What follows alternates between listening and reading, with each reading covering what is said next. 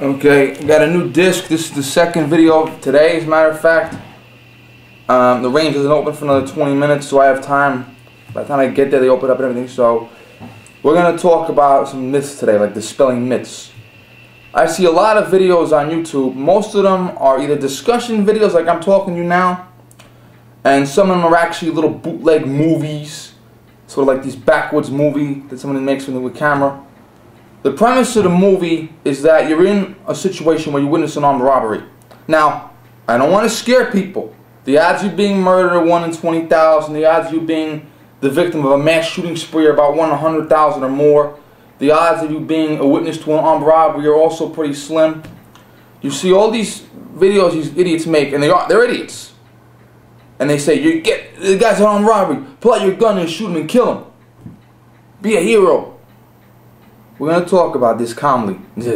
Calmly. The average person is not Superman. That's the first thing you got to understand. Years ago, John Walsh from America's Most Wanted had on his show a segment called Street Smart. And they had actors act out a role, crime. People were robbed, raped, murdered, a lot of things happened. They would show you a victim in a situation, and the victim didn't know what the fuck to do. And the victim got hurt, robbed, raped, whatever, murdered, God forbid. And then they would go back to that situation again and say, this is what the victim should have done. One of them was an armed robbery. Man and his wife walking down the street. The guy pulls him in the thing, sticks the gun in the guy's face, give me the money. The man either freaked out or was whatever. The robber pistol whipped him and ran away. And then they do it again. Here's what you should have done. The robber sticks the gun in the man's face. The man takes his watch, hands it to the robber, grabs the wife's purse, hands it to the robber runs away, and they go around the corner to safety. I said it in one of my videos that nobody pays attention to. Most robbers only want the money. So a majority of the time, if you just give up the money, or whatever it is, they'll let you live. I know there's that one time where the robber shoots you anyway. It happens. But in reality, many police officers will tell you, if you witness a robbery or the victim of a robbery, maybe you should just drop whatever the hell the guy wants to run away as fast as you can. And there was a video I saw where a man had a holster. It was made by the holster company. It's a t-shirt with a specially built holster in it. And the specially built holster is like fabric woven into the shirt. You have a holster here and a magazine here. Or if you're a hero, you have two holsters to draw on. Boom, boom, boom. The actor in the little video had this shirt on with the holster in it and a little flannel shirt so he could move the material away and grab his gun. He's in a grocery store. Two guys are there, clerk is there. The bad guy sticks his gun in the clerk's face. Give me the money. The hero pulls out the gun. The clerk is like this, frozen. Hero shoots the robber, kills him. The man behind the hero is another robber. He pulls out, he shoots him. Then another man is coming in here with an AR-15. He comes in the front door. Robber shoots. The hero shoots him. So our hero kills 3 robbers in 5 seconds or less without a scratch himself.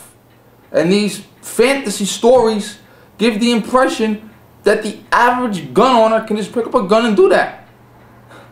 I hate to tell you this, but it is not true.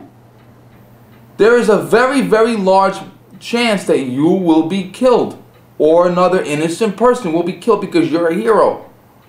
Maybe a Navy SEAL with extensive combat training and extensive combat experience might be able to shoot 3 people in 5 seconds without a scratch. But there's a lot of innocent people that could be hurt or killed. And why are they being hurt or killed? So you can protect $200 from the manager of the convenience store? So just think about that. You're in Dunkin' Donuts. You're on the line. Guy in front of you pulls out a gun and sticks it in the cashier's face. Give me the money.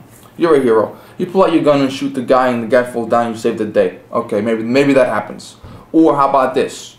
As you pull out your gun and point it, another victim screams louder, and the bad guy turns around and shoots you and kills you. Or there's a mirror or glass or something reflecting, like I'm getting a little reflection from this glass now. And the bad guy sees you pull your gun out. Remember, it takes about 4 or 5 seconds to go like that. And the bad guy comes around and shoots you. Or maybe you shoot the bad guy and as he falls down, the gun goes off because he's got his finger on the trigger. and hits the cashier or the clerk or the manager. Maybe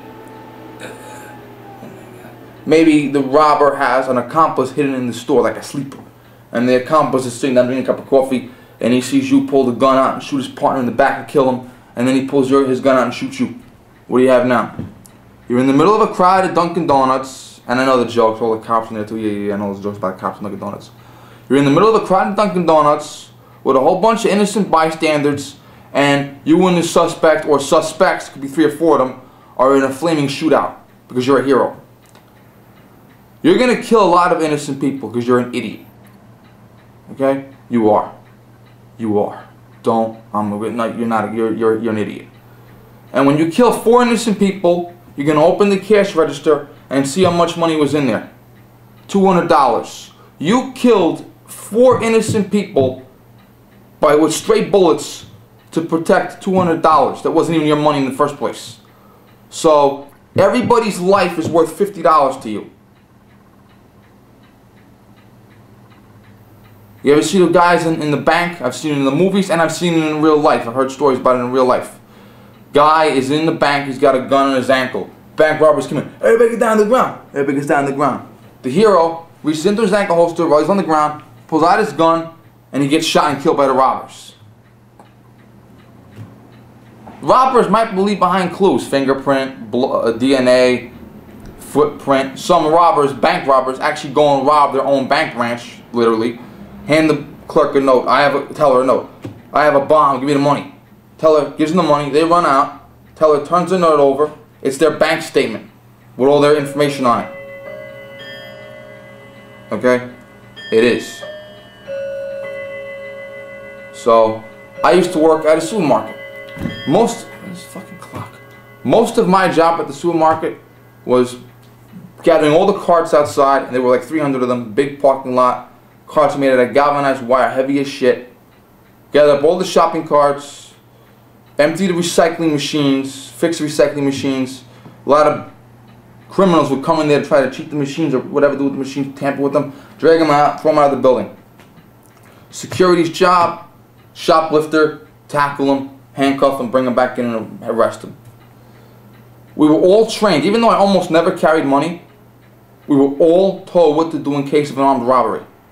In case of an armed robbery in a supermarket, any supermarket in the world, the robber is not going to get online at the cash register because he's hemmed in between register, people. He's hemmed in.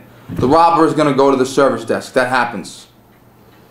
Also, where the store I used to work at, and this is not confidential, I'm not ashamed to say this, customers all day and night saw a back room behind the service desk, and they would see a manager or a supervisor bring money in and out of there little by little every day. And they would see a little money here, little money here. The door has a lock on it. The door has an alarm code on it. There's a camera here. We're running out of time anyway. Hold on a minute. I'll stop and start part 2.